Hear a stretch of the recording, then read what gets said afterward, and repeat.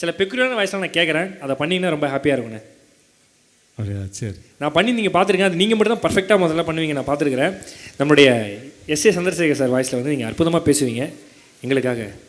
இப்போ ரீசெண்டாக ஒரு படம் நடிச்சிட்டு இருக்கார் கொடைக்கானலில். பாப்பா வந்து அதில் மெயின் லீடு ஒரு ரோலு.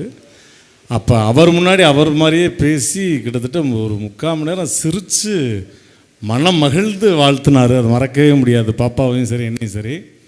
அவர் ஜென்ரலாக நார்மலாக எப்படி பேசுவார் அப்படின்னா,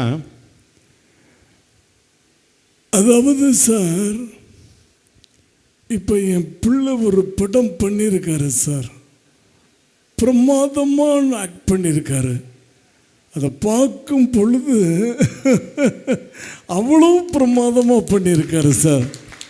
இன்றைக்கி ஒவ்வொரு கலைஞர்களையும் கூப்பிட்டு இந்த விருது வழங்கும் விழா நடத்துகிறாங்கன்னா அவங்கள வந்து பெருமைப்படுத்தக்கூடிய விஷயமா நான் பார்க்குறேன். தம்பி பாலாவை, அதாவது அவர் பண்ணுற சேவைகள்லாம் மகத்தான சேவை சார்.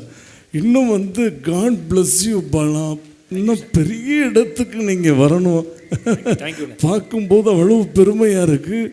வாழ்த்த வந்த எல்லாருக்கும் என்னுடைய மனமார்ந்த நன்றியை தெரிவிச்சுக்கிறேன். தேங்க்யூ. மிகப்பெரிய கைத்தறி.